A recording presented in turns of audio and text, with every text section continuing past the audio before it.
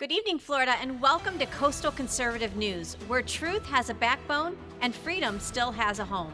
We're bringing you the bold stories and the real headlines and the voices that matter most, right here from the heart of the free state of Florida, from Tallahassee to the Suncoast. We're tracking the political shifts, community victories, and constitutional battles shaping the future of our state and our great nation. So buckle up, it's time to get informed, get fired up, and get involved.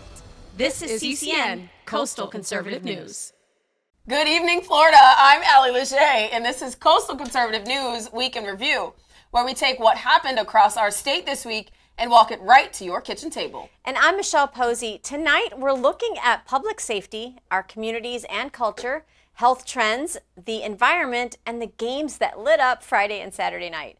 But most importantly, we'll break down each of these stories and tell you why it matters for you and your family. Let's start with crime and public safety.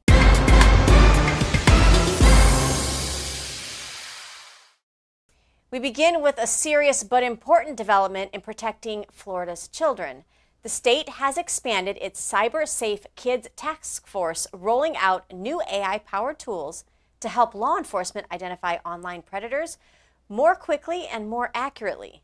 These tools scan chat logs, social media, and hidden corners of the internet where predators try to groom kids or trade illegal images. And for a lot of parents, especially those with teens and preteens, this is the part of parenting that feels like a constant blind spot.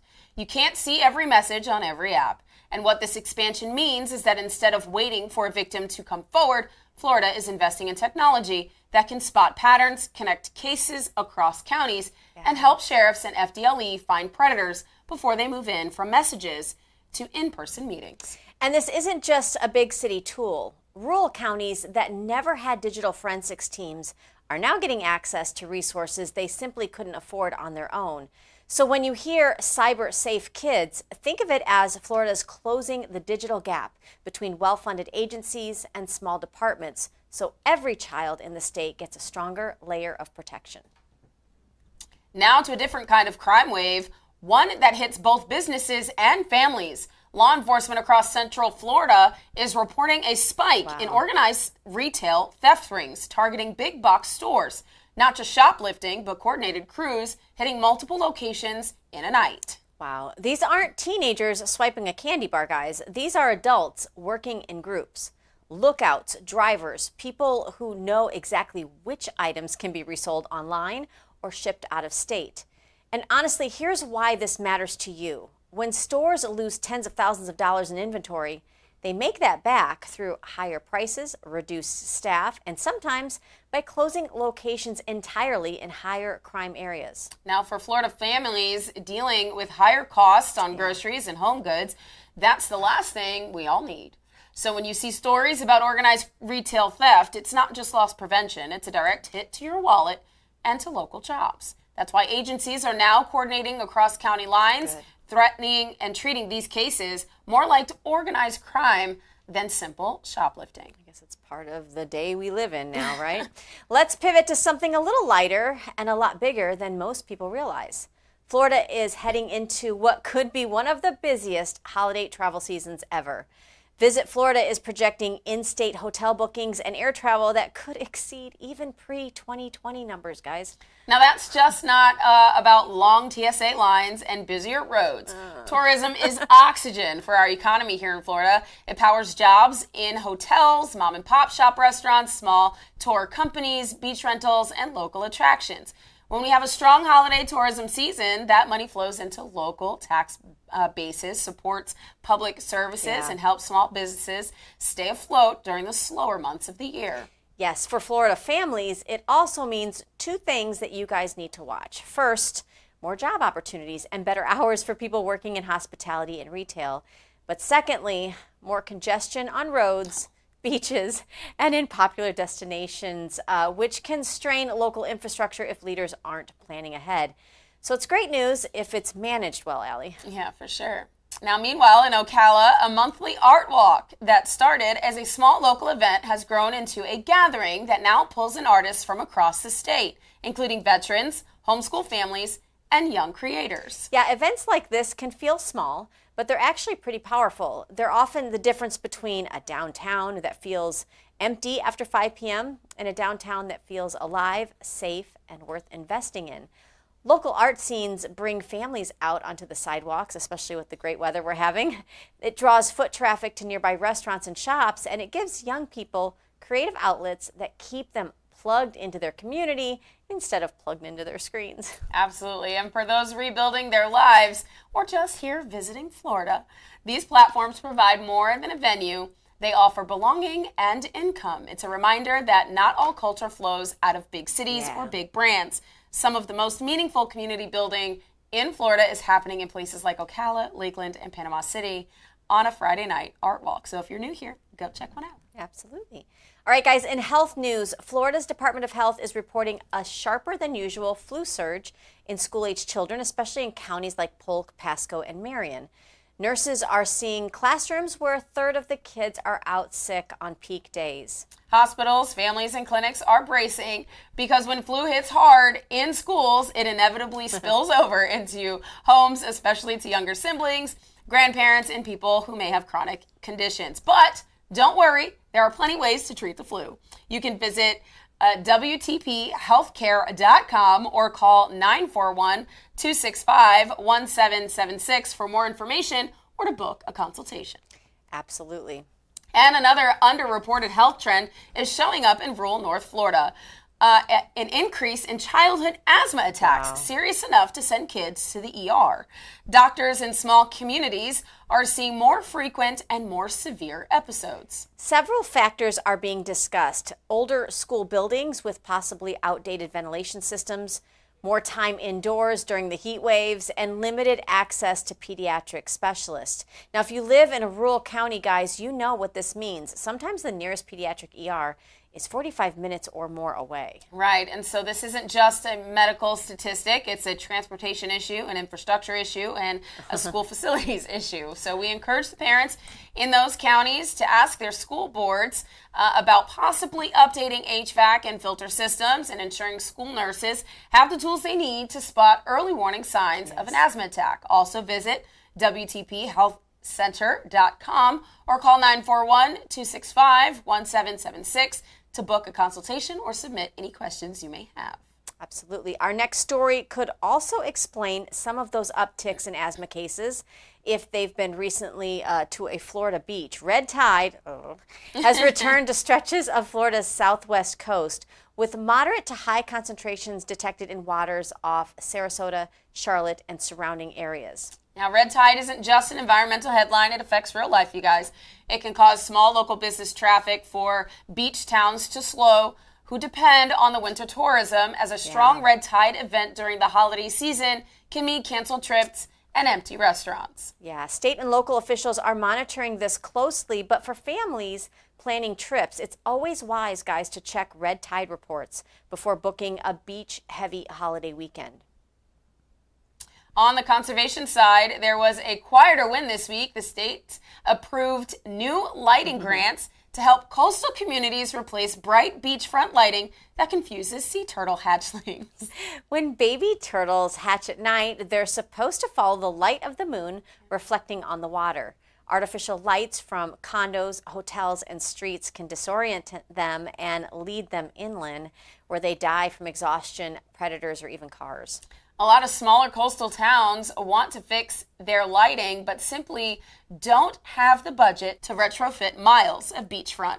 These grants step in to close that gap so we can have both safe, walkable beaches for families and a fighting chance for an iconic species that's part of Florida's identity. Plus, you're cute. They're very, very cute.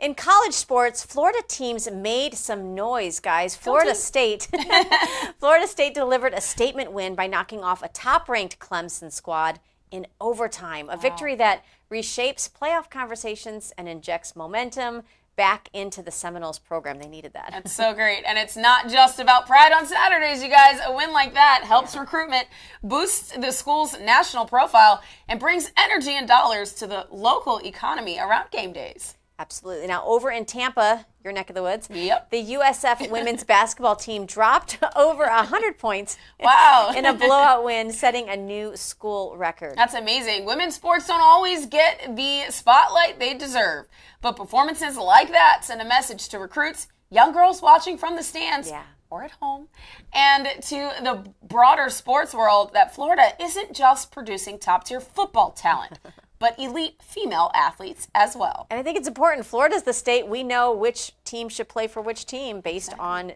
gender. So excited to be here in Florida. And under the Friday night lights, here are 5 matchups that stood out across Florida. Lakeland scored 48 over Osceola's 14. St. Thomas Aquinas scored 56 to Miramar's 0. What a shutout. Wow. Buckholtz 38 over Bartram Trails 17. Right here in Sarasota County, Venice 45 over Riverview's 7.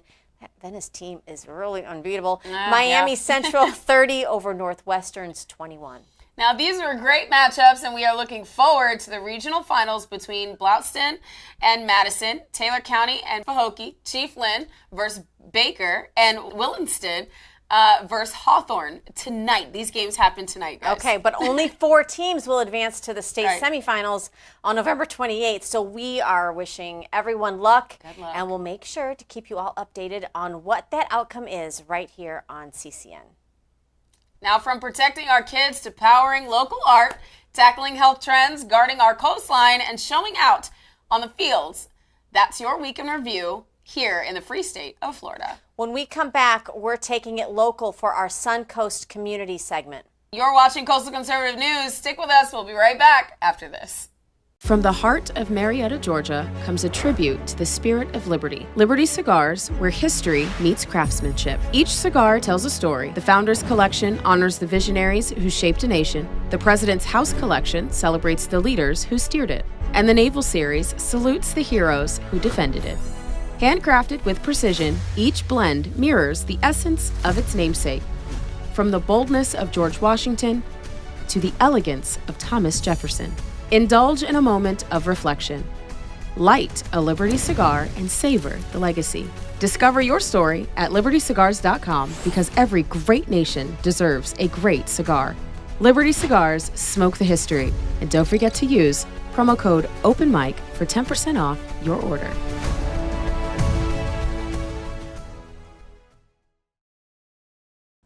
Welcome back. It's time for our Suncoast community segment. Here with the local stories, the neighborhood wins, and the issues shaping everyday life on the Gulf Coast. Covering for Raj Dorsami, it's Kevin Gamble.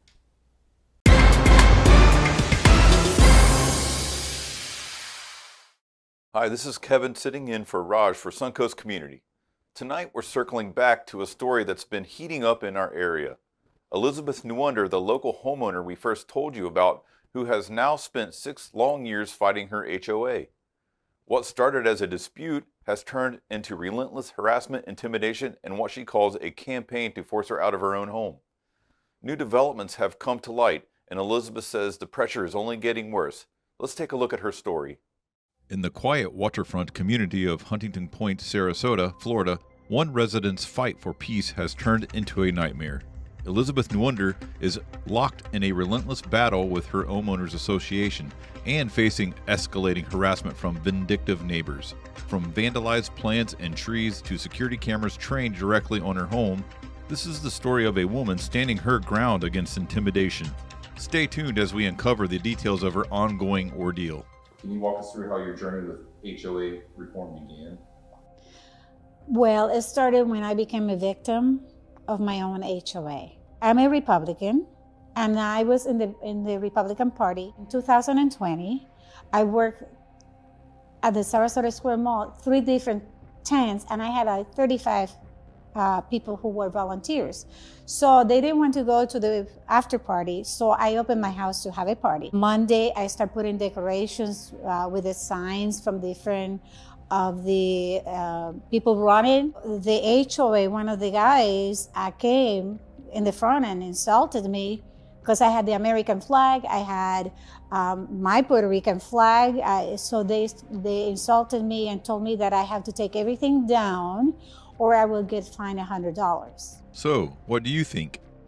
Is this politically motivated harassment? Elizabeth was motivated to do some research to track down a motive, and she shared some of these documents with me. Linda C. Chapman is the Licensed Community Association Manager for the HOA in the Huntington Point community in Sarasota, Florida. And now, Elizabeth fills us in on her neighbors who are also a part of the HOA committee. Then we have these people next door. They moved in 6 years ago, and they didn't hate our president, and they heard the conservative values. They don't like me to pray under my tree or listen to my music. And they start harassing me, going into our property. I noticed that they were getting very aggressive. And so I put trellises. I put a covered. It's because I didn't want to see them. I didn't want them to see me either, have my own privacy. And so that's what the HOA got very vindictive. Officer who came in, when they ruined a lot of my orchids, I didn't have evidence. The officer said to me, you have to put surveillance so you can have evidence that they're the one doing the damage. So I did, and after that, they harassed my people. They trespassed. Video of him with a camera, okay, taking it down because my attorney at that time said put a flood camera because I saw the night before, I saw the red light. You know, it was right pointing to our bedroom window. Stay tuned for part 2 of this story as we delve deeper into the fines Elizabeth faced, and we'll meet her friend Anthony, who connected with her at an HOA reform coalition and has also endured negative HOA experiences. To ensure fairness, Coastal Conservative News reached out to Mr. and Mrs. Cooper with some questions to respond to. The Coopers strongly dispute her allegations, saying the ongoing issues stem from what they describe as Elizabeth's repeated violations of HOA rules and a long pattern of conflict with the community. They admit damaging her plants but deny any harassment, and say they installed cameras only after Elizabeth put up her security cameras. According to Mr. Cooper's own statement, they were told by local police they had every right to put up security cameras, but did so in retaliation of Elizabeth's cameras. The Coopers also state that police investigations found no wrongdoing on their part and that mediation attempts were rejected. You can see the Coopers' full response to our questions on our website at coastalconservativenews.com.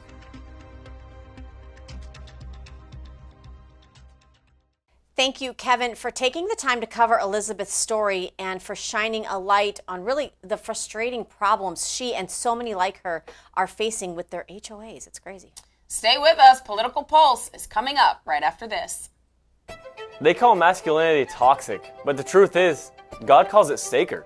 My name is Camden Beddinghouse, and I've seen how the world takes what God meant for us as men and turn it into this thing called toxic masculinity. I wrote Fearless Masculinity because my generation's been lied to. You know, we've been told to sit down, stay quiet, and apologize for being men. This world doesn't need weaker men. It needs men who are willing to stand up and become fearless. Men who protect their families, serve their communities, and live without fear. Fearless Masculinity is a roadmap to discover who God truly made you to be as a man.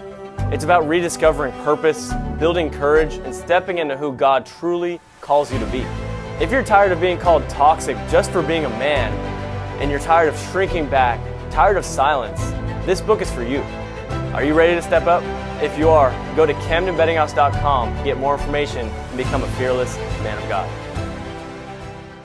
Welcome back. I'm Allie Lachey, and this is Political Pulse, where we cut through the headlines and bring you the real stories behind the decisions shaping Florida's future. And I'm Michelle Posey. Tonight, we're looking at major state moves from the governor's office. We've got updates from the attorney general, big changes in education policy, and the accountability questions that taxpayers deserve answers to. Let's get into it.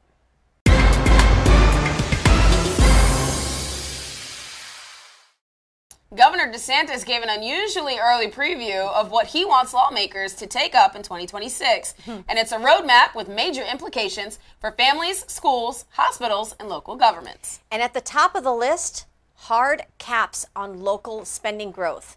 expanding DOGE, the state's efficiency watchdog, restrictions on foreign-owned medical groups, buying hospitals, amen to that, new curriculum transparency rules for schools.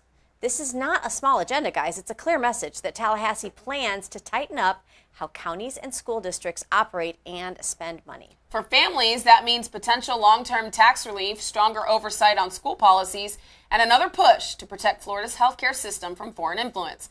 For local officials, it means a season full of accountability, audits, and debates over home rule. There's always those debates over home rule, and I'm here for it. We also saw new disaster emergency extensions this week tied to Hurricane Helene, flooding along the Suwannee River, and tornado outbreaks in the northwest part of Florida. These extensions are more than paperwork. They control how fast counties get money for debris removal, infrastructure cleanup, and temporary housing assistance. Yes. Without these extensions, many communities rebuilding right now would be left footing the bill. This is why it matters. Families waiting on repairs, insurance checks, or FEMA decisions are often stuck until the state signs off on these extensions. This week's updates mean help keeps flowing, especially for rural counties that don't have the tax base to absorb major cleanup costs. Right. I can't believe people are still waiting for that. Still wait. Well, and then you have what's her name who stole $5 million from FEMA. Yeah, let's get her out of there. Now here's something that almost no one else is talking about.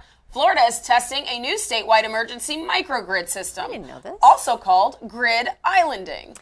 This lets critical facilities like hospitals, water plants, emergency shelters break off of the main grid during hurricanes or mass outages and operate independently with stored power. Why does this matter? Because long outages cost lives. Yeah. Heat strokes, medical equipment failures, water contamination, they all increase when the grid is down.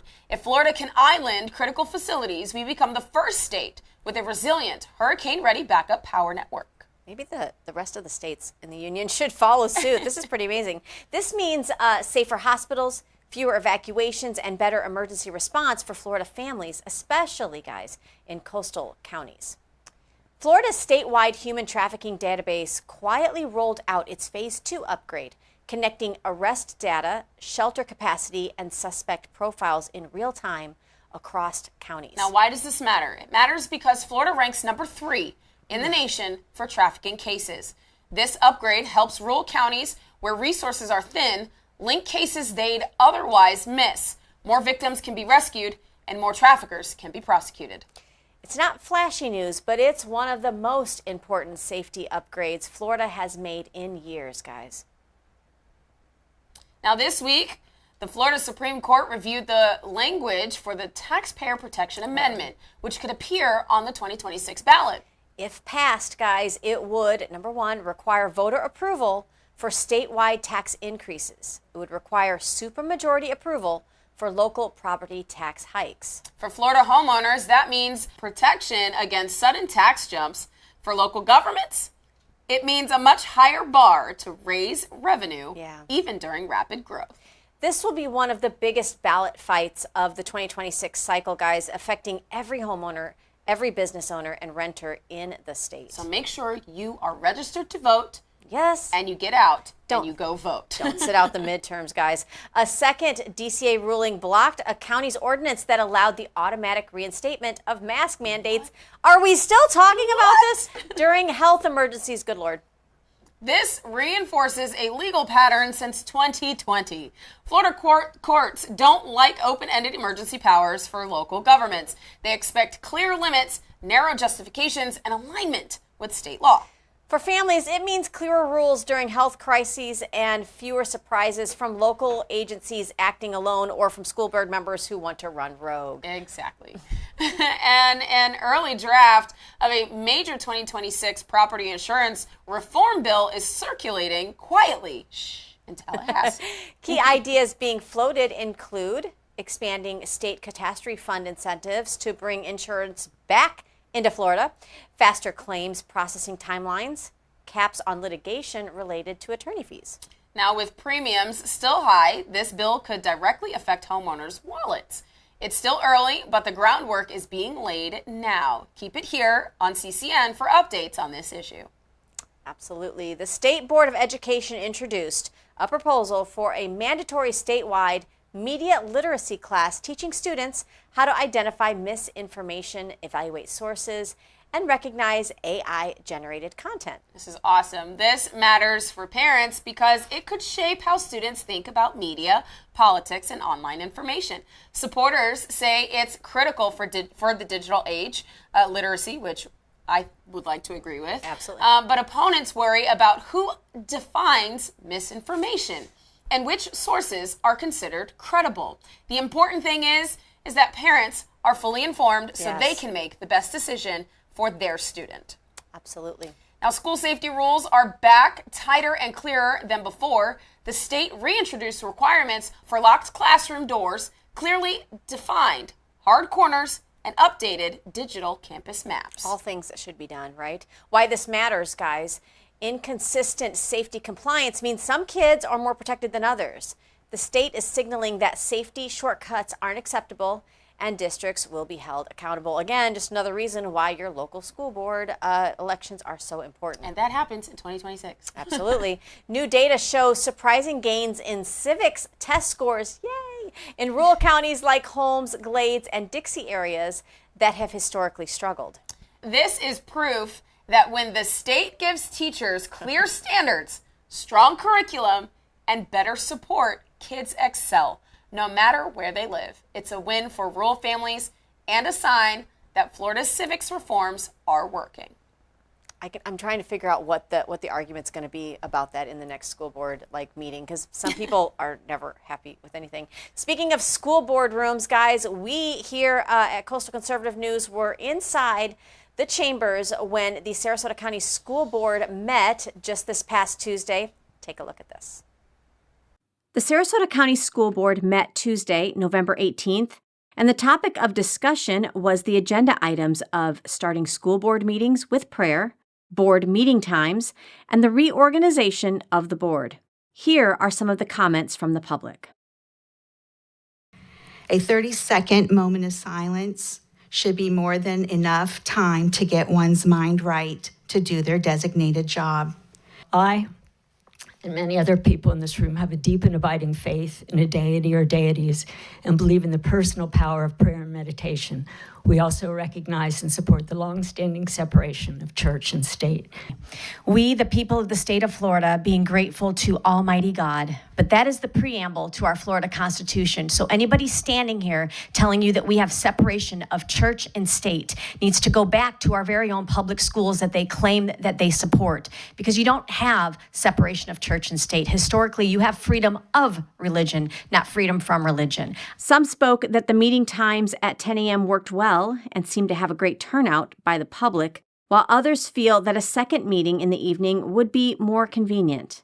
School board members reminded the attendees that there are town halls and coffee with the superintendent meetings that are already scheduled for evenings throughout the month, throughout the school year, that they may attend.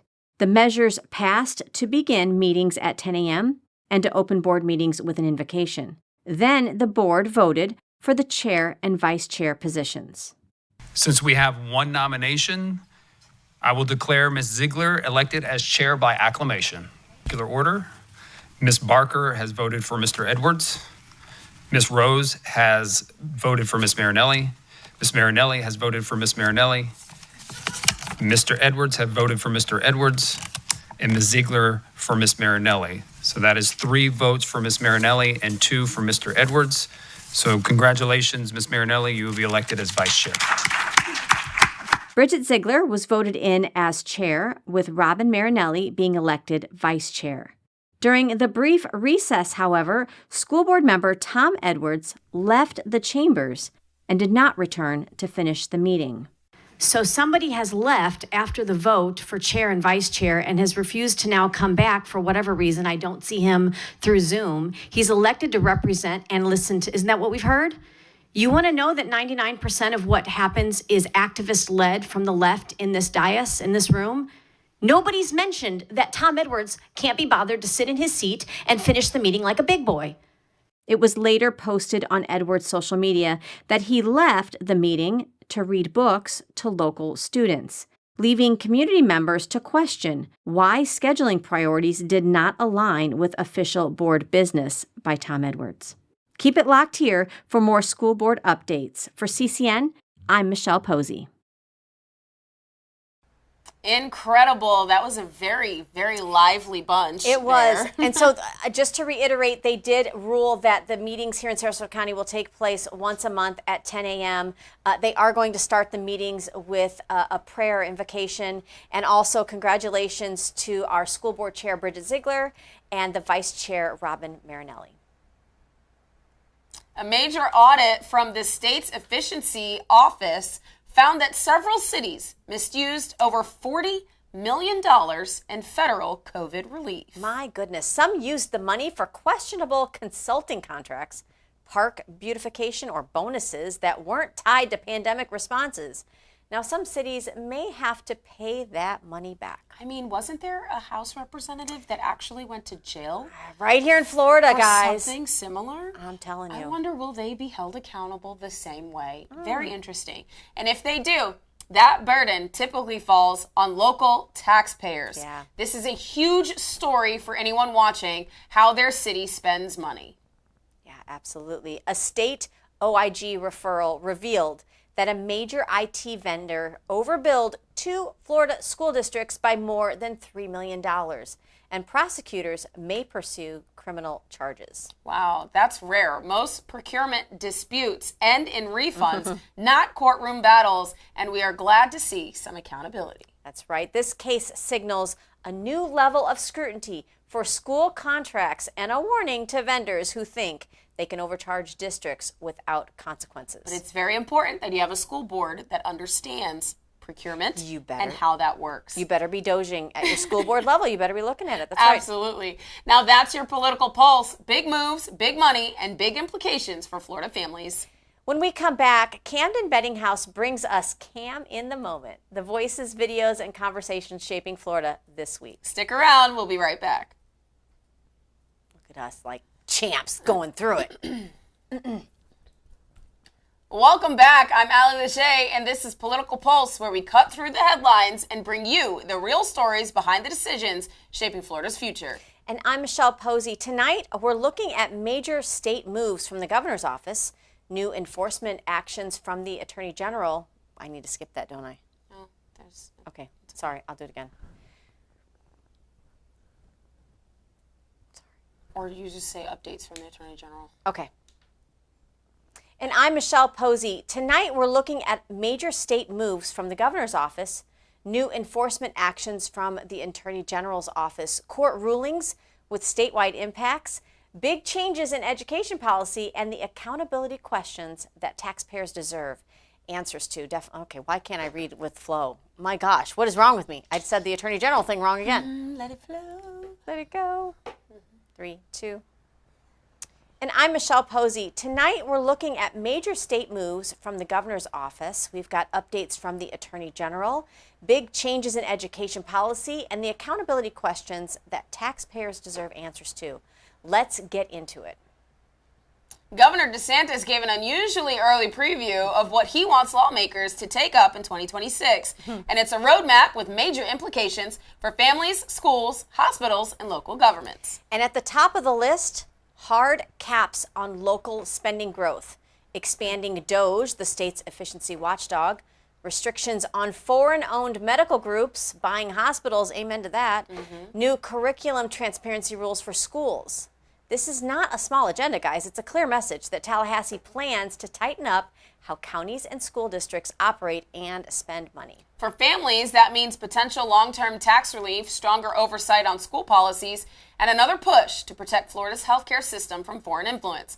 For local officials, it means a season full of accountability, audits, and debates over home rule. There's always those debates over home rule, and I'm here for it. We also saw new disaster emergency extensions this week tied to Hurricane Helene, flooding along the Suwannee River, and tornado outbreaks in the northwest part of Florida. These extensions are more than paperwork. They control how fast counties get money for debris removal, infrastructure cleanup, and temporary housing assistance. Yes. Without these extensions, many communities rebuilding right now would be left footing the bill. And this is why it matters to you guys. Families waiting on repairs, insurance checks, or FEMA decisions are often stuck until the state signs off on these extensions. This week's updates mean it helps keep flowing. Oh, what the world did I just say? One more time. Wow. This is why it matters. Families waiting on repairs, insurance checks, or FEMA decisions are often stuck until the state signs off on these extensions. This week's updates mean help keeps flowing, especially for rural counties that don't have the tax base to absorb major cleanup costs.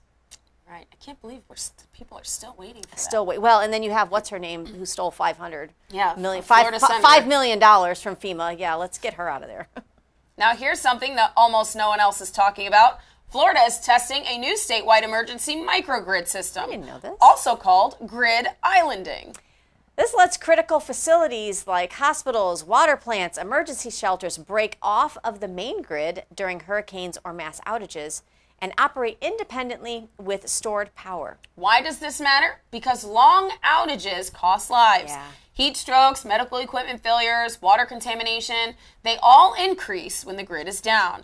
If Florida can island critical facilities, we become the first state with a resilient, hurricane-ready backup power network. Maybe the rest of the states in the union should follow suit. This is pretty amazing.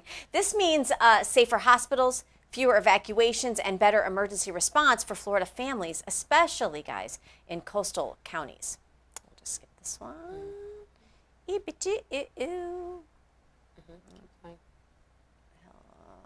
Keep going. She said bye. Do we want to tuck in the school board here? The reporting on the school board. No, because that's down further. Okay. Florida's statewide human trafficking database quietly rolled out its Phase 2 upgrade, connecting arrest data, shelter capacity, and suspect profiles in real time across counties. Now, why does this matter? It matters because Florida ranks number 3 in the nation for trafficking cases. This upgrade helps rural counties where resources are thin link cases they'd otherwise miss. More victims can be rescued and more traffickers can be prosecuted. It's not flashy news, but it's one of the most important safety upgrades Florida has made in years, guys. Now, this week, the Florida Supreme Court reviewed the language for the Taxpayer Protection Amendment, which could appear on the 2026 ballot. If passed, guys, it would, number one, require voter approval for statewide tax increases. It would require supermajority approval for local property tax hikes. For Florida homeowners, that means protecting. I can't speak today. You started it. It's your fault. How is it my fault? It's her fault. Daddy, who are we talking to? I don't know. We don't even have a boss. Okay. Good Lord, why is this so hard today? It's my shirt. I don't like it. You know when women don't like how they look? You know, like you're not feeling the outfit? You literally wore this outfit last week, so you're fine. I know it was different undergarment. For Florida homeowners, that means protection against sudden tax jumps. For local governments, it means a much higher bar to raise revenue, even during rapid growth. This will be one of the biggest ballot fights of the 2026 cycle, guys, affecting every homeowner, every business owner, and renter in the state. So make sure you are registered to vote. Yes. And you get out and you go vote. Don't sit out the midterms, guys. A second DCA ruling blocked a county's ordinance that allowed the automatic reinstatement of mask mandates. Are we still talking about this during health emergencies? Good Lord. This reinforces a legal pattern since 2020. Florida courts don't like open-ended emergency powers for local governments. They expect clear limits, narrow justifications, and alignment with state law. For families, it means clearer rules during health crises and fewer surprises from local agencies acting alone or from school board members who want to run rogue. Exactly. And an early draft of a major 2026 property insurance reform bill is circulating quietly in Tallahassee. Key ideas being floated include expanding state catastrophe fund incentives to bring insurance back into Florida, faster claims processing timelines, caps on litigation related to attorney fees. Now, with premiums still high, this bill could directly affect homeowners' wallets. It's still early, but the groundwork is being laid now. Keep it here on CCN for updates on this issue.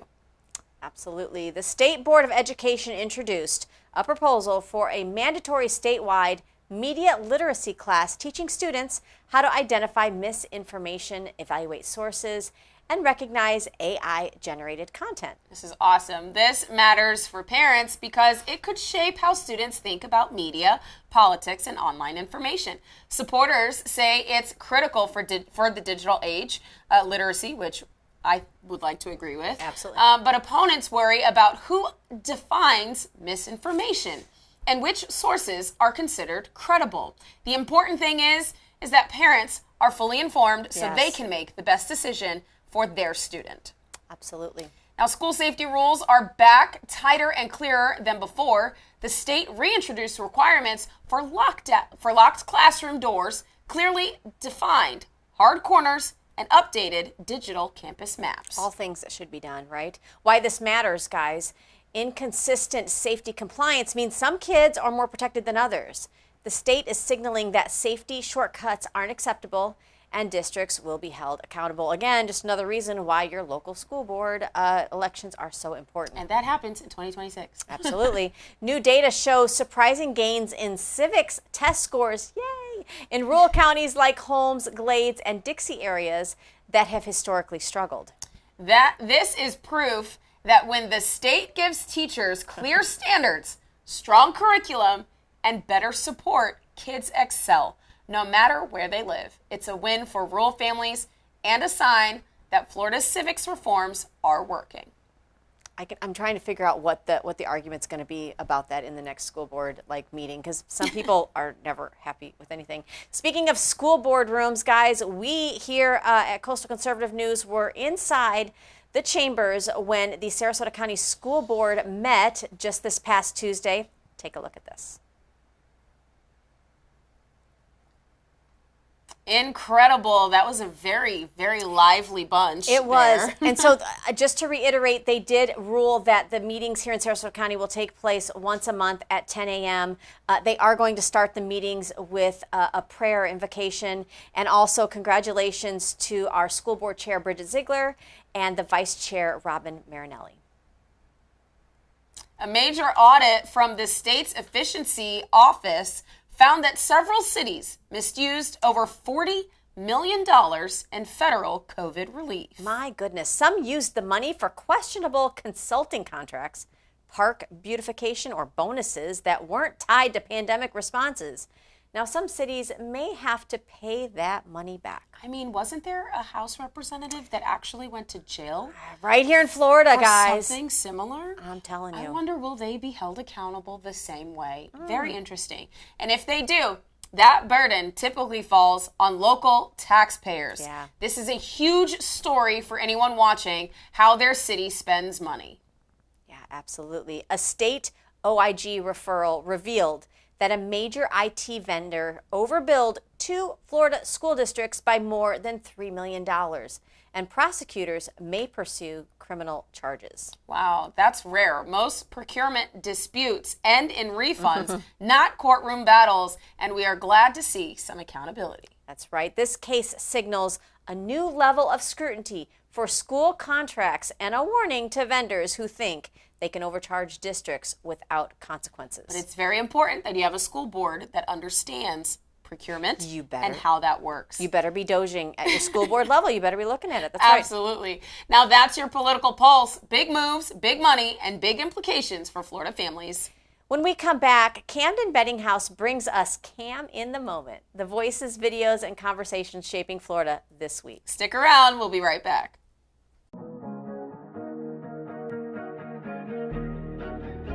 Hi. Hello, how are you?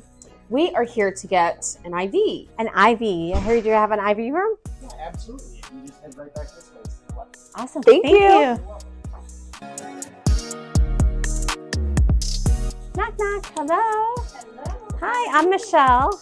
I'm Sarah. Sarah, this Hi, is Allie. Allie. Nice to see you. How can I help you? We're stressed. We're moms. We've got multitasking going on. I feel like I fall victim to like a brain fog a little bit. I don't know if that's my age or whatnot. You need a little bit of clarity, a little bit of energy. Yep. Right? Is there of an IV that you would recommend for that? Thank you. We call this the brainstorm. The brainstorm. The brainstorm. Come visit We the People Health and Wellness Center, Where medical freedom exists. Welcome back to Cam in the Moment. I'm Cam, and here are your week's biggest moments coming up.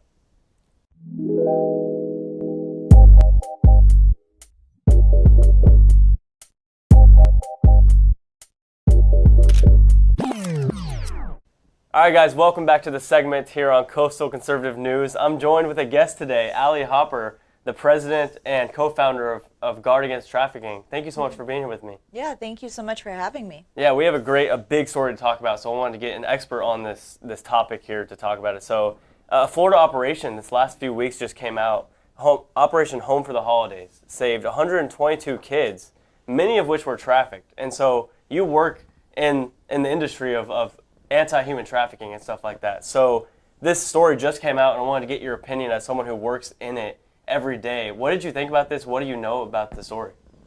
That it was a success story. This is what happens when multiple agencies work together. Local, state, and federal agencies work together to actually find children, to combat crime, to go up against and arrest bad actors. So this is the result of that. You get 122 children that are rescued from tragic situations. Yeah, in which they said this was one of the largest child rescue missions in history. So it's a big thing. And over a 2-week span, multi-agency task force came together and got youth ranging from 23 months old to 17 years old. So it's a big, a bunch of different ages and stuff. I have the counties, or the cities as well. We have 57 children in Tampa Bay region, 14 in Orlando, and 22 in Jacksonville, and 29 in Fort Myers. So can you tell us a little bit about why we're seeing different numbers from each of these, like why one would be more than the other?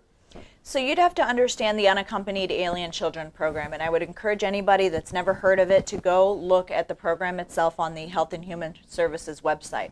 Now, under that, it's under the Office of Refugee Resettlement.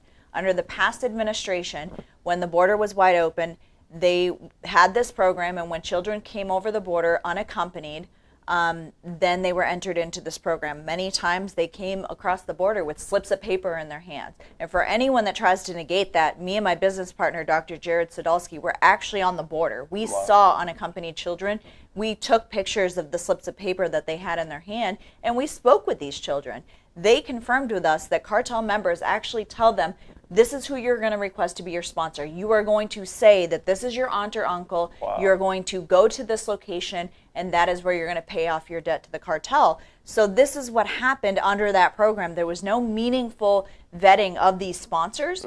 There was no meaningful vetting of where they were sending these children. And so when I've testified in front of Congress and Senate, demanding accountability, demanding oversight for these programs, that is what we were trying to expose and shed a light on, that these children were sent to every single state across the country. So it's not just a border state issue. It is a local, state, and national issue that everyone should be aware of. And sometimes these counties and local agencies don't work with the federal very well. So why is that, and what difference does that make in actually carrying out an operation in those states and cities? It's unfortunate because when you see success stories like this, it is because of the collaboration of local, state, and federal, like you said. But when you have local and state agencies that are stonewalling federal agencies from even coming into their communities, you know, they're messaging it as, you know, we're afraid that you're going to mass deport everyone in this city or state. We have these sanctuary cities, they call them. Exactly. So they're insulating the bad actors and the criminals, and actually encouraging traffickers, cartel members, gang members to go to those cities and states because they know that they will be protected. Wow. They are bringing the children that they're trafficking and exploiting there. And so it's now operating as a safe haven for criminals. So I can't really wrap my head around it other than the fact that we're trying to raise awareness, educate people on the importance of cross-collaboration, multi-agency collaboration. For if the only thing that you're collaborating on is saving children, that's enough for me, and that is what we need to be focused on. Yeah, it shouldn't be a partisan issue at all. It should be everybody against these people, because this is just one of the biggest evils I think there is, human trafficking, and with children in these cities, even in Florida. And it's good that we're seeing these operations go out. But allegedly, 6 predators were arrested, and the Florida Attorney General had a strong message for these predators. Watch. Marshals to go out there, leave no stone unturned, utilize technology and every resource at our fingertips to get the job done. So I'll conclude before turning it over by saying, by now you should know, if you come into Florida and you want to lay a finger on our kids, if you want to prey upon them, if you want to groom them, if you want to abuse them, everybody up here is coming for you with everything we've got. We're going to lock you up for as long as possible, and we're eligible for child sex battery. We will indeed seek the death penalty. So child predators, stay out of Florida. You are not welcome here. If you come here, we will hold you accountable to the fullest extent of the law. So thank you for being here this Wow, so that's a pretty strong message. What are your thoughts, Ali, on Attorney General James Withmeyer's message there for predators? Those are the messages that need to be delivered from every single state, because honestly, like I said earlier, cartel members, gang members, child predators, pedophiles are fleeing of the undocumented status, illegal status. They are fleeing to these cities and states for insulation so that they can continue their operations in exploiting and harming children. So we need more people like Attorney General Withmeyer standing up, pushing back, speaking into the public about what's going to happen if you end up coming into our state. Yeah, because this is a state, in Florida we're lucky, but you look at other states like California where they have big sanctuary cities that basically say, like we're saying, would protect the predators. Isn't that against everything we should be doing as American citizens for our children? Yeah, when they conducted a raid in California on, they call it the lettuce farms, the pot farms, they found 14 unaccompanied children there. Wow. So while the news was echoing outrage over ICE coming in and getting illegals that were on final orders of removal, or they had criminal rap sheets a mile long, they had no business being in here in this country. They wouldn't have gotten legal status in any way, shape, or form. They actually found 14 unaccompanied alien children. So these are the things that people need to keep in mind. When ICE is coming in, they're not just looking for the bad guys. They are also looking for missing and exploited children. They're looking for exploited men and women to actually intervene and assist. Yeah, and you see some states and cities that are not even letting ICE in, which is really sad. So I'm grateful we live in a state that actually is working with the law enforcement to protect children. That's the whole goal. But what does it take for someone that works in this from day to day? What does it take to pull off an operation of this magnitude like they did in Florida? Cross collaboration and just sharing intelligence, sharing operations, making sure that you're on the same page as far as tactics when you go into a community. So they all have to be on the same page. They can't be fighting each other. It can't be an ego thing. It has to be for the good of the community, for the good of the children, and that's what we saw here. Wow. So tell us about Guard Against Trafficking. What do you do there, and what's the big mission of what you're trying to accomplish with that organization that you're a part of? So I am the president and co-founder of Guard Against Trafficking, and it is a 501c3. Me and my business partner, Dr. Jared Sadelsky, started it. And what's unique about our organization is that we conduct the research firsthand.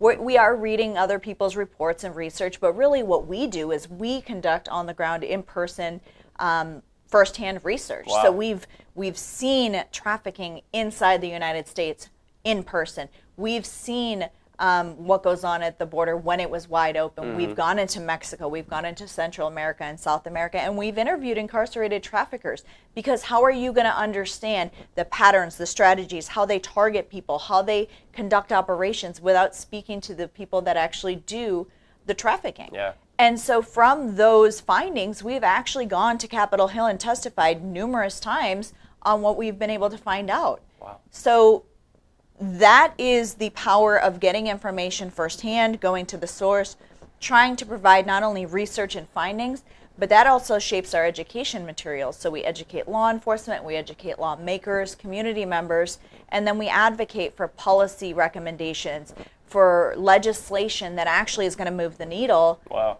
Like the anti-grooming bill here in Florida. Yeah, and you're in the roots, you're in the on the ground in this stuff. So how important is it that people actually know about what's going on? Because a lot of this gets hidden in different places. A lot of people don't know the reality of how many kids are trafficked, even in the United States. So how important is that to tell people?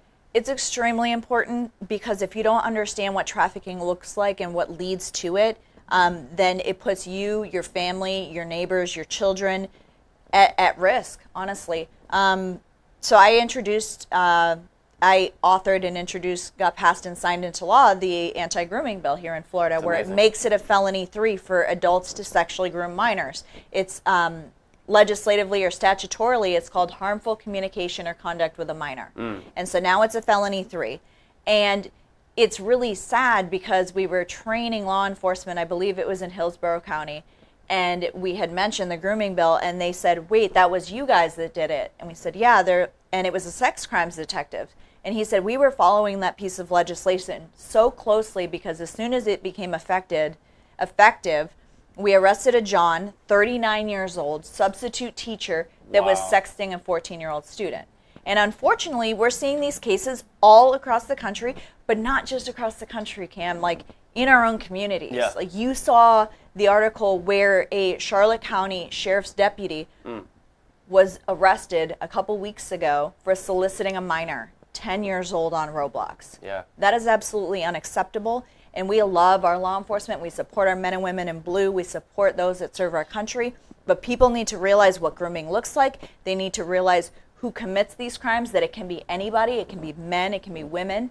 Victims can be men, women, boys, and girls. Yeah. And buyers can be men and women. So how do we protect these children from that? Because that happened from someone you would think to trust, for these kids and us. So how do you know what to look for and when to pull your child out of a situation or not trust the person? Because that's authority. You would seem like you should trust them, but I guess not every time. Absolutely. The first step is awareness. And honestly, that is a key component to our nonprofit, is raising awareness. Like I had mentioned, the materials that we create, we support other nonprofits. We have strategic partners across the country and across the world.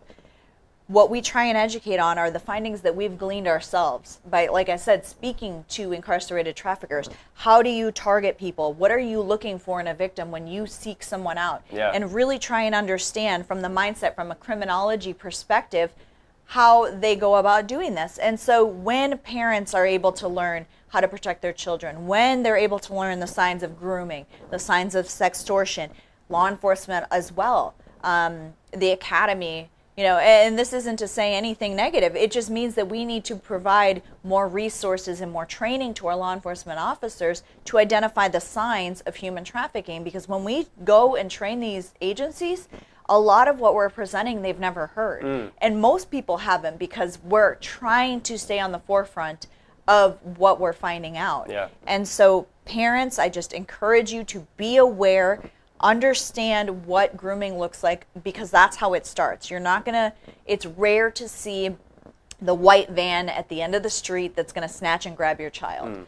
Really, what we start to see in most cases, 9 times out of 10, is it starts with grooming. Wow. It starts with manipulation. It starts with that control factor, that friendship of winning someone over, gaining their trust. And that's why the grooming bill is so important, because it cuts the head off the snake before it bites someone. Wow. And so it doesn't matter, like I said, if your child is a boy or a girl, they are still susceptible to becoming not just a human trafficking victim, but sexual assault and different types of abuse. If we aren't careful, if we don't identify these signs, then it makes our children more vulnerable. Yeah, it seems to be everywhere, not just in these big stories we see every now and then. It's almost in every community. And we just saw, actually, today I heard a story, we were just talking about it, a Sarasota school employee and volunteer, Kobe Bradley, was just accused of inappropriately touching 3 students at Sarasota High School and Sarasota Performing Arts, School for the Arts. So this is happening in schools with volunteers and people in the school system. So yeah. it just goes to show it's not just out of reach, it's right in our communities. And it's really sad because I think that it was about a year ago, there was another case where it was an individual that worked in Venice High School. So it's everywhere. It's not like a specific area of Sarasota County or a specific area of Florida or the country. You're going to find these cases everywhere. And sometimes people ask, why are we seeing so much of it now? Well, two things. First of all, people are identifying it more now and they're reporting it early on. We have more brave law enforcement officers that are trying to enforce the laws on the books. And if we can get prosecutors to actually prosecute on these crimes and judges to issue sentences that are harsh and not lenient, not a slap on the wrist encouraging. Almost like deterrence. Exactly. And so we just need the community to come together to support law enforcement by also making sure that they understand and are aware of what it looks like to make sure that they prevent this from happening in their families and their inner circles. It's extremely important. But like you said, it was a school employee. I gave an example of a sheriff deputy. You know, it could be a stranger at the park. It could be anyone. And most of the cases are of trafficking and abuse are by somebody you know. Wow, so really? A family member, a friend, a neighbor, someone that you would never expect this to happen. It's scary. So I have to ask, what is there any advice for students, teenagers, to be able to recognize this kind of thing before it happens, so to prevent it? Because schools, again, place you should be able to trust adults and stuff, but is there any early signs that they can look for as a teenager? Yeah, absolutely. We list a bunch of things on our website. We have a couple strategic partners that we work with that put out training specifically for youth and juveniles and how to identify the signs. Those are listed on our website, guardagainsttrafficking.org. But like I said, our strategic partnerships are very strong in that we present the training of what we are able to find, and anything that we're not able to, you know, kind of provide expertise on, that's when we rely on our strategic partners. So we have Sail of Freedom in the community. They also provide aftercare services for women that have faced trafficking situations.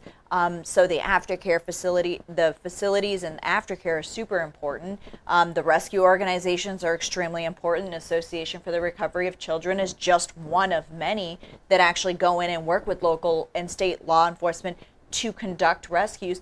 But that has to be done very carefully. You can't expect to be kicking in doors and rescuing children, because you put yourself, the child, and everyone at risk when you do that. But that is why these strategic partnerships are so important. And what I would encourage children and teens to do is that no matter what, nothing is bad enough for you to take your life. So if something is wrong, if you feel like something is wrong or that you did something and you're ashamed of it, still bring it to your parents. So I'll give you a quick example of what I mean by this. We were giving a training on sextortion, me and my business partner. A couple days later, we get a call back from after the training, and it was from a mother that learned enough about sextortion and the signs of sextortion that identified her son was being sextorted. And usually how that happens is a fake profile is created by a predator, and they mask themselves as somebody that is either the same age, same gender, interested in the same things, and then they start to build a relationship and a friendship. They start to, you know, exchange secrets. They start to exchange photos and videos, and then before they know it, this child is being extorted because they actually pull the rug out from under them and say, well, I have these photos now, so you're either going to send me more photos or you're going to send me $500 every week. Like blackmail. Exactly, sextortion. And these children, these teenagers, it's the fastest growing online threat to teenagers across the country. Wow. And I'm not just saying that. The FBI actually put out a statement, I believe in January of this year, stating that very thing, that it's the fastest growing online threat to teenagers across this country. So parents need to be aware of what that looks like. Children and teens and young adults need to realize that it's never bad enough to take your own life, that there's always a way out of it, that there are tools and resources that can assist. But when we understand the dangers that face us, like grooming, like sextortion, sexual abuse, sexual assault, trafficking, then we can actually start to fight back. Because we can't fight back against something we don't understand. Yeah, you have to understand it first.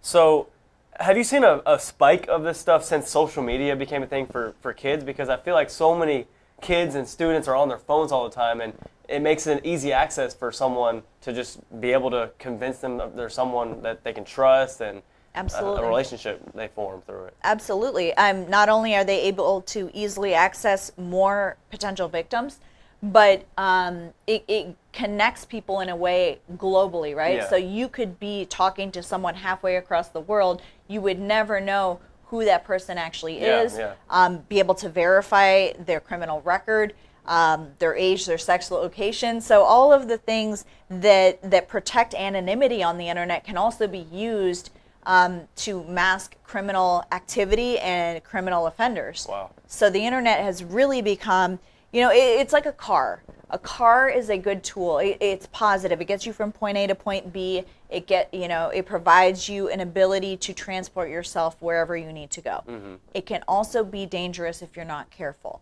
Yeah. And so we need to understand that when we utilize the internet, when our children utilize the internet, it's a positive, it's a tool, but it can also be very dangerous. And so we don't hand the keys to our car to our 10-year-old and say, here, just be careful, drive safely.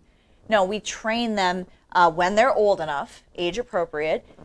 15 years old, they study, they get their driver's permit, they have to go with their parents and log so many hours and then test for their driver's license.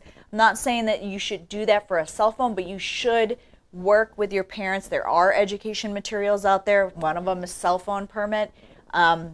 They teach people how to utilize the internet in a safe way. Wow. And what are the red flags, what are the signs. And so you're able to protect yourself a little bit more from some of these dangers. And like we gave the example of the Roblox thing. Yeah. That is happening. Yeah, I have younger siblings that go on Roblox, so. Exactly. And so that is happening. Parents are in the other room taking a really important work call or just cooking dinner, and their children they think are safe. Yeah, you think it's a game that nothing's going to happen to your kid. They're in your house, they're safe, but the door is locked. They're sitting in the living room or in their rooms, and they're playing Roblox, and they're on their their phone, and you check and you make sure the messages look good on their text messages, but you're not checking all the apps. So this is where being diligent, being vigilant, and being aware and educated on what these dangers look like is extremely important. Because it's closer than we think. I mean, to be able to go on a game and then someone can talk to you and lie and say things to a kid who is more prone to believe things and take things easier than an adult who could maybe spot some of that. So it's so important that parents be parents now, right now. And it's tough because, Roblox, I understand it's supposed to be a fun game like Minecraft and like some of these other games and apps. And so we've heard the message echo, well, I deleted Roblox from my child's phone or they're not able to access it. My follow-up question is, okay, do they have access to Snapchat? Yeah, same thing. And most of the time they're like, yes. I'm like, that is one of the worst apps. Yeah. That, Discord, Roblox. And so it's like whack-a-mole. You get aware of one app and you delete it, and then you get aware of another app and you delete it. So yes, we need to protect ourselves from some of the more dangerous apps, but educate ourselves on safe internet navigation in the meantime. Yeah. Because it's not just sexual assault, sextortion, sex trafficking. It's cyberbullying. Children are taking their lives to cyberbullying. The suicide rate of Gen Z exactly. is just horrible. So the internet masks a lot of nefarious, bad activity, and parents, young adults, children need to be aware in an age-appropriate way and manner about how to navigate it safely, what's appropriate, and at the end of the day that they can always come to a parent, guardian, or trusted adult and communicate what's going on. Yeah, that's amazing. So tell us a little bit about Guarding Against Trafficking right now, your organization and you. What are you guys doing? What projects are you working on? What's next for the entire organization? That's an excellent question. So we are still all the time conducting research, all the time working on education. We have a couple of meetings set up with a couple of churches in the community to start messaging to faith-based communities about the dangers that exist out there and how to protect your children.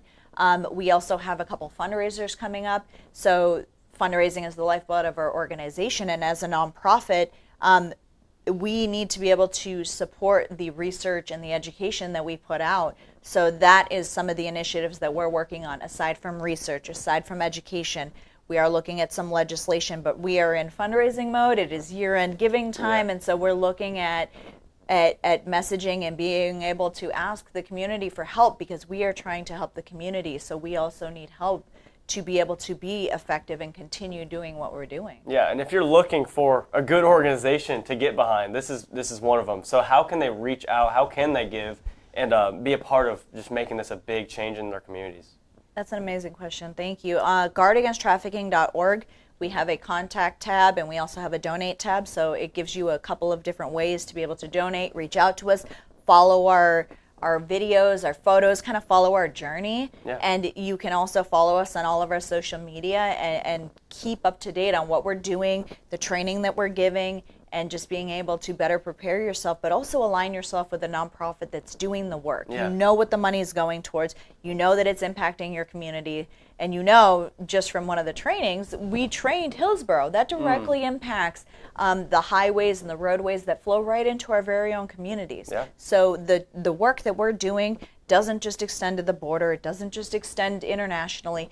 It is nationally and statewide and local. Yeah, and I'll speak for me. I just thank you so much for what you're doing in the organization, because stuff like this happening in our communities is arguably the most important thing to start with, because local action equals national impact. So we have to start with where we are, what we're doing here. And it even goes into legislation, like you said. So many things are coming out of this. And for you mentioned churches, like Christians, if you're scared to be involved in politics, this is a great example of why we need to be informed and engaged with all of these things, because legislation can actually impact our children like you're doing. So thank you. Absolutely, yeah. I mean, what we often say when we speak to individuals in the faith-based community is that traffickers don't target children based on their political stance. Yeah. They don't target children based on their religious stance. They just target children. Yeah. And so everyone needs to stand up. Everyone needs to unite and fight back against this issue, because if this is the one thing that unites everyone, it should be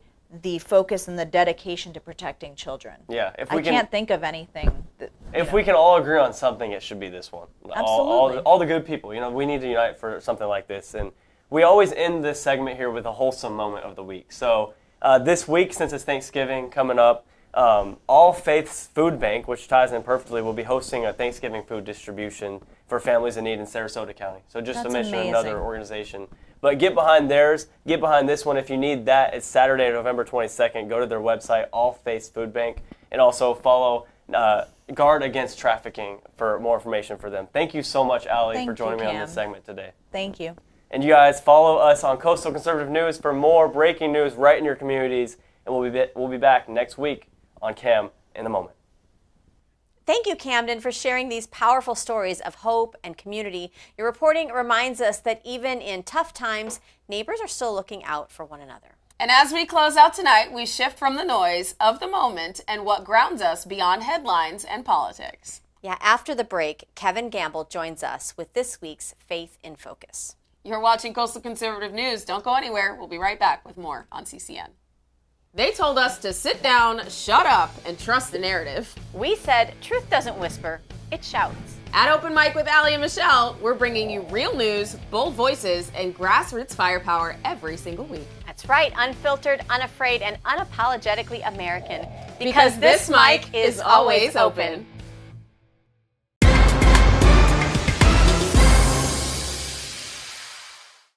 Welcome back to Faith in Focus. Today we're going right into the heart of 3 objections people love to raise from Genesis chapter 3. What's the real difference between Eden and heaven? Why on earth did God plant the tree of knowledge if he knew Adam and Eve were going to eat from it? And if God is all-powerful and all-knowing, why does he walk in the garden asking, "Where are you?" Let's dive in.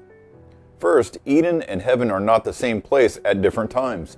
They are completely different chapters in God's story. Eden was the probationary beginning, the starting line where morally significant free will had to include the real possibility of sin. Think of it as the first day of marriage. You can choose faithfulness, but you can also choose betrayal. That possibility has to be on the table or love is not love. Heaven, on the other hand, is the consummated end, graduation day. Everyone who steps through those gates has already freely chosen God, often through a lifetime of struggle, repentance, and grace. In heaven, we still possess libertarian free will, but we are confirmed in our righteousness. Our desires have been so perfectly aligned with God that sin is now unthinkable. The same way a happily married couple after 50 years still could cheat but no longer has the slightest desire to. Eden allowed the risk. Heaven removes the rebellion without removing the freedom. Question number 2. Why plant the tree of knowledge of good and evil at all if God already knew they were going to eat the fruit? Because God possesses middle knowledge. Before the divine decree, He knows exactly what every free creature would do in every possible circumstance. In some possible worlds, Adam and Eve freely obey and never touch the tree. In others, they freely disobey. Out of all the feasible worlds, God actualized this one, the one in which they would fall, because permitting that fall makes possible the far greater goods of redemption, the incarnation, the cross, and a heaven filled with people who know the depth of grace. The tree was never a cosmic trap. It was a boundary of trust. Without a clear do not, obedience has no moral weight. God didn't cause the sin, He permitted it, and He did so knowing that the story of rescue would be infinitely more glorious than a story that never needed rescuing. And finally, the question that makes God sound like He's playing hide and seek. Adam, where are you? If God is omnipotent and omniscient, why is He asking questions He obviously already knows the answer to? This is because of anthropomorphic language used to convey theological truths. God graciously stooping to speak on our level. When a parent walks into the kitchen, sees chocolate smeared on their toddler's face, and asks, "Did you eat the brownies?" the parent isn't looking for information, the parent is looking for confession and relationship. Genesis 3:9 is divine pedagogy. God's question is an invitation, not an interrogation. His omniscience is never in doubt. His love is relentlessly relational. So here's the takeaway. Eden was the garden of risky love. The tree was the mirror that revealed our hearts. Heaven is the city where love is finally safe without being forced. And every question God asks in Scripture is the same question He's asking us right now. Where are you? He already knows. He's just waiting for us to come home. Thank you for joining me in this week's Faith in Focus. God bless. Thank you, Kevin, for showing us that Eden was the garden of risky love. The tree was the mirror that revealed our hearts, and heaven is where God is waiting for us to come home. That wraps up another week here in the free state of Florida, a state shaped by strong communities, strong families, and strong principles. And remember, if there's a story happening in your county, your school board, your city council, your neighborhood, we want to hear from you. Visit us at coastalconservativenews.com or call our tip line. This is new, guys. It is. This is new. Go ahead. Get your phones out. Ready? 941-487-7441. We want to hear your stories and your tips. Absolutely. Stay informed, stay engaged, and stay Florida strong. I'm Allie Leger. And I'm Michelle Posey. And this is Coastal Conservative News. Good night, and God bless the free state of Florida.